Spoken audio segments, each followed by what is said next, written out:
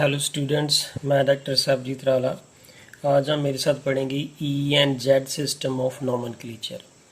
तो what is E and Z nomenclature? तो exactly इसको पढ़ने से पहले मैं आपको कुछ एग्जांपल बताता हूँ कि let we have here CH3 C and here is CH3 and here is H। इसको हम क्या बोलते हैं? Here is but and 2E। यहाँ पे पहली कार्बन, ये सेकंड, ये थर्ड और ये फोर्थ। आप काउंटिंग इधर से भी कर सकते हैं। तो दिस इज ब्यूटूइन। तो अगर दोनों मिथाइल सेम साइड पे हैं then it is called here cis butene. अगर हमारे पास यहाँ पे CH3, यहाँ पे कार्बन, ये हाइड्रोजन, यहाँ पे CH3 है और यहाँ पे H, तो then same it is called here but 2ene. Now two methyl are opposite to each other, then it is called here, it is called trans. It's called trans butene. Similarly, if we talk about the one more example, if we have here chlorine C, here is the C, here is the Cl, here is H and here is H. So therefore this is called here, यहाँ पे है ये ethene. It is called 1,2 dichloro ethene. 1 carbon और ये 2 carbon, चाहे इसे 1 मान लो चाहे इसे 2 मान लो। It is called 1,2 dichloro, 2 chlorine है and ethene. Now 2 chlorine are on the same side, then it is called here cis. Similarly, if we have here Cl, carbon-carbon double bond, and the chlorine are opposite to each other, then it is called here trans 1,2 डाइक्लोरोईथीन, ये बन जाता है। No student, आपको पता होगा कि यहाँ पे तो बात सेम चल रही है कि हम इसको सिस कह रहे हैं, इसको ट्रांस कह रहे हैं, ये सिस है ये ट्रांस है। लेकिन हमारे पास प्रॉब्लम तब आती है कि अगर अक्रॉस दी डबल बॉन्ड जो सब्स्टिट्यूएंट लगे हैं, जो एटम लगे हैं, जो ग्रुप लगे हैं, अगर वो सारे के सारे डिफरेंट हो जाएं। यहाँ पे तो देखो, यहाँ पे 2 क्लोरीन सेम है तो हमने इसको सिस ट्रांस कर लिया। यहाँ पे देखो क्लोरीन है तो दोनों अपोजिट हो गए तो हमने इसको ट्रांस कर लिया। ये दोनों यहाँ पे सेम साइड पे तो सिस है, ये दोनों अपोजिट है तो ट्रांस है, यहाँ पे दोनों सेम साइड पे है तो सिस है। लेकिन अगर ऐसा हो जाए कि हमारे पास कुछ ऐसे एटम है क्रॉस दी डबल बॉन्ड, वो चारों के चारों डिफरेंट हो, in that case for example हमारे पास यहाँ पे एक एग्जांपल है बड़ी अच्छी कि let we see here that C and C, here is F, this is Cl और दिस इज Br एंड यहाँ पे है आयोडीन। अगर ये वाला केस आ जाए, इस केस में हम इसको सिस ट्रांस नहीं कह सकते, क्योंकि हमने पढ़ा है कि अगर 2 सब्स्टिट्यूएंट सेम साइड पे हो तो सिस है और 2 अपोजिट हो तो ट्रांस है। लेकिन यहाँ पे तो कोई ऐसी एग्जांपल ही नहीं दिख रही कि दोनों को सेम साइड पे आए तो हम इसको सिस ट्रांस कह सकें। तो यहाँ पे आके हमारे पास जो है सिस ट्रांस का जो सिलसिला है वो खत्म हो जाता है। तब हमारे पास एक नई टर्म आती है ई एंड जेड। उसको असाइन कैसे करना है तो वो अब यहाँ पे हम डिस्कस करेंगे। तो अब पहले तो हम इसका नाम देखते हैं। तो यहाँ पे देखिए 2 कार्बन है, 1 एंड 2। नॉमेनक्लेचर के अकॉर्डिंगली अल्फ़ाबेट के हमारे पास कौन सा आता है? ब्रोमो। तो हियर इज कॉल्ड हियर, अगर मैं इसको यहाँ पे, it is first carbon here 1 and this is 2, this is called here 1 bromo and then after that the 2 chloro, then C के बाद and after that is the 2 fluoro and 1 iodo. Here is 1 iodo and then it is ethene. ये इसका नाम है। It is 1 bromo, 2 chloro, 2 fluoro and 1 iodo ethene. ये ethene है। तो इस केस के अंदर हमें ये असाइन करना डिफिकल्ट हो जाता है कि कौन सा सिस है तो ट्रांस है।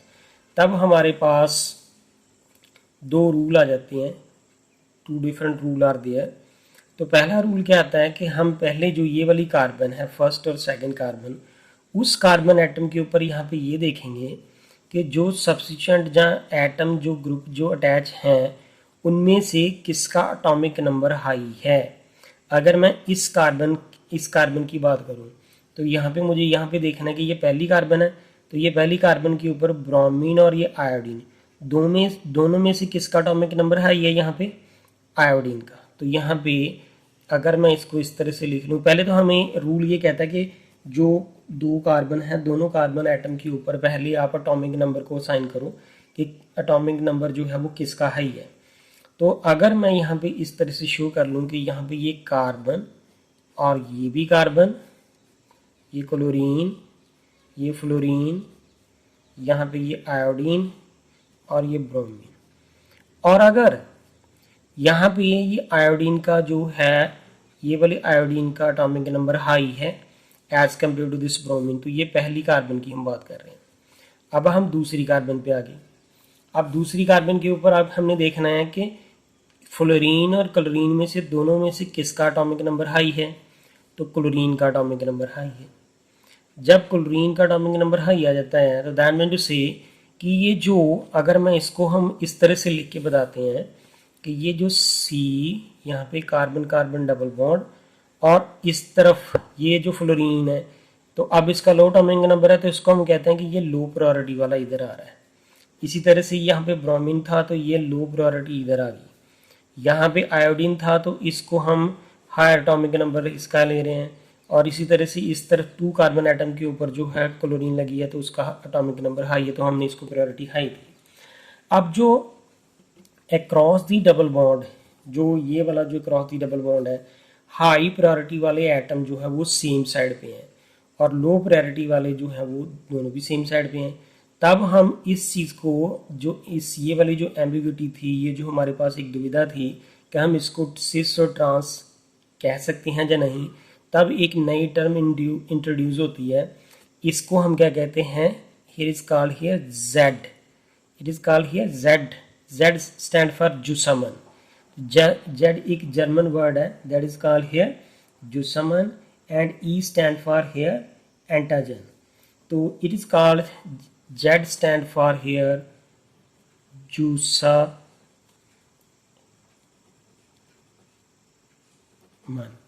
तो ये जुसमन जो है उसका मतलब क्या होता है, टुगेदर।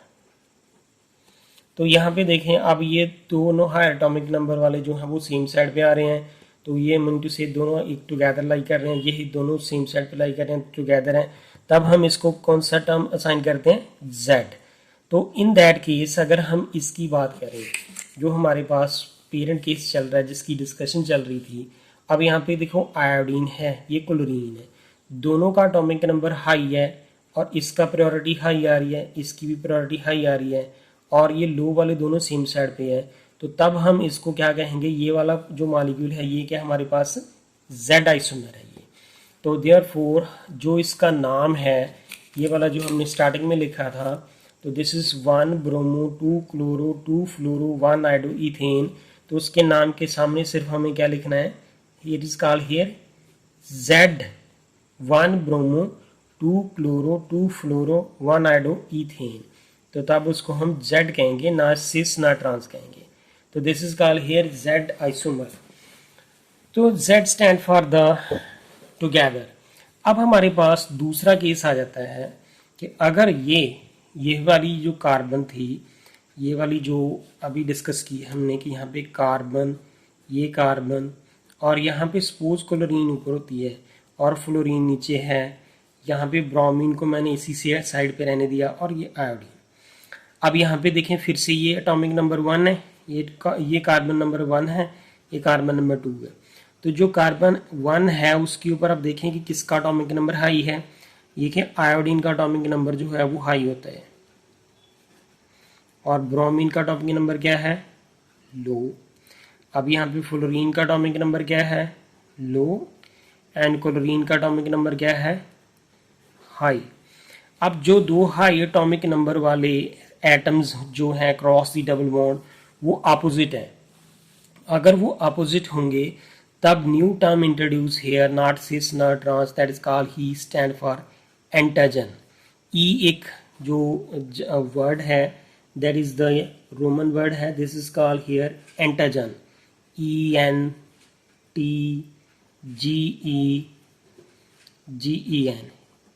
सो दिस इज एंटाजन, जिसको हम क्या बोलते हैं, अपोजिट और जहाँ अक्रॉस।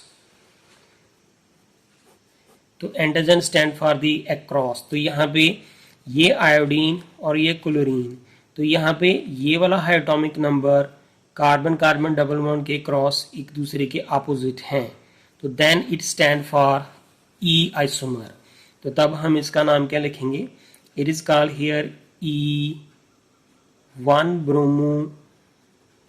तो हियर इज, इसको ब्रैकेट में लिखना हमने, 1 ब्रोमो 2 क्लोरो and 2 fluoro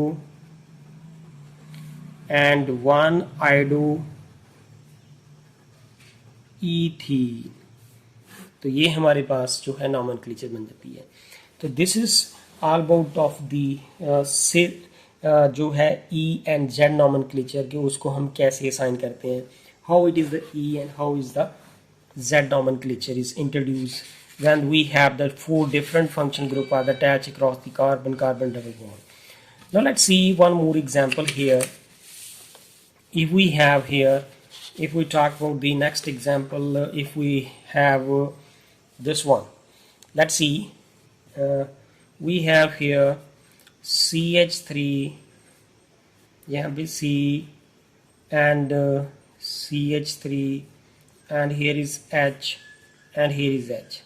अब अगर हम इसको बोलते थे, ये हमारे पास सिस ब्यूटीन है, तो अगर एक जब हमने इसको इंट्रोड्यूस करना शुरू कर दिया E एंड Z नॉमेनक्लेचर, तो अगर मान लीजिए ये हमारे पास है सिस ब्यूट 2ईन, तो अगर हम इसको E और Z में लिखना चाहें तो आपको स्टूडेंट पता होगा, फिर ये अगर ये दोनों सेम साइड पे आ रहे हैं, ये वाले हाई प्रायोरिटी वाले ये दोनों सेम साइड पे हैं, ये लो प्रायोरिटी वाले जो हैं वो सेम साइड पे हैं, then it is called Z और E, then it is called here Z। So therefore it is called here Z but 2E। Similarly अगर हमारे पास यहाँ पे CH3 है, C carbon carbon double bond, here is H और ये CH3 और यहाँ पे H। अब इसकी प्रायोरिटी और इसकी प्रायोरिटी हाई है, ये दोनों अपोजिट हैं, H और H दोनों एक दूसरे के अपोजिट हैं।